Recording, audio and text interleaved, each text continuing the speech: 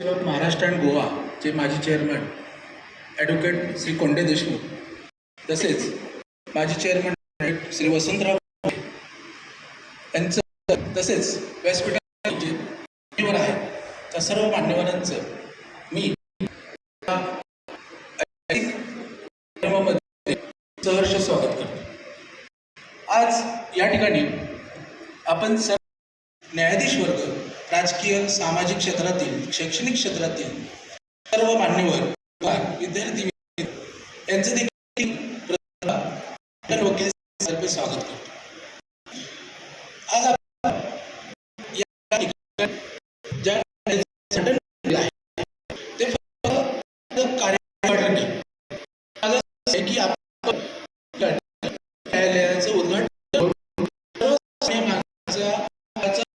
करणारा आशेचा किरण आपण निर्माण केलेला आहे.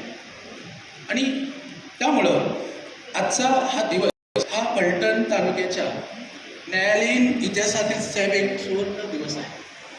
आणि आज आपण पलटण येथे या न्यायालयाचं उद्घाटन करत असताना प्रक्रियेमधला एक साहेब मैलाचा दगड या ठिकाणी आज आपण ठेवलेला आहे. आणि त्यामुळं या फळ्याचं मी पलटण वकील म्हणून स्वागत करतो. साहेब, यापूर्वीच या पलटणमध्ये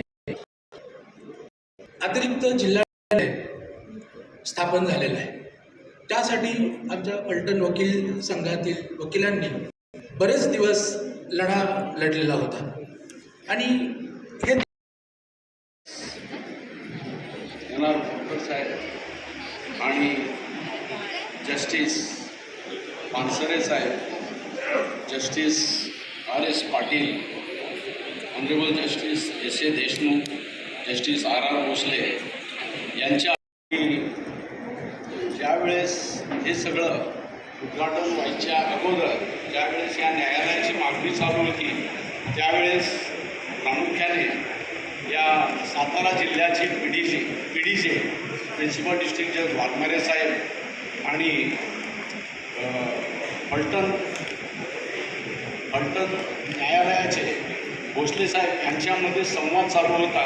त्यावेळेस पलटण वकील संघाची एक टीम मुंबई उच्च न्यायालयामध्ये या पलटणचं वरिष्ठ स्तर असं न्यायालयाची उद्घाटन करायचं आहे, परंतु त्याच्यासाठी नॉर्म्स कंप्लीट नव्हते.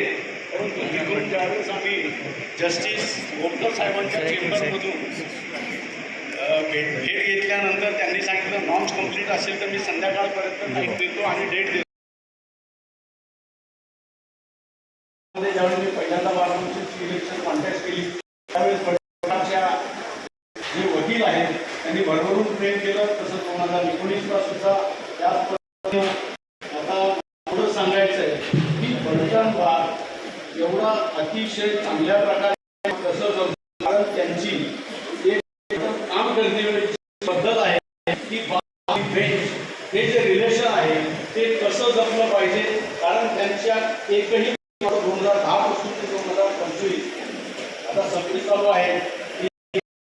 नंतर आपल्या क्लाइंट बरोबर अशा प्रकारचं नातं ही पलटण बार माझ्या वकिलांनी चांगल्या प्रकारे जपलेलं आहे. आता ज्यावेळेस या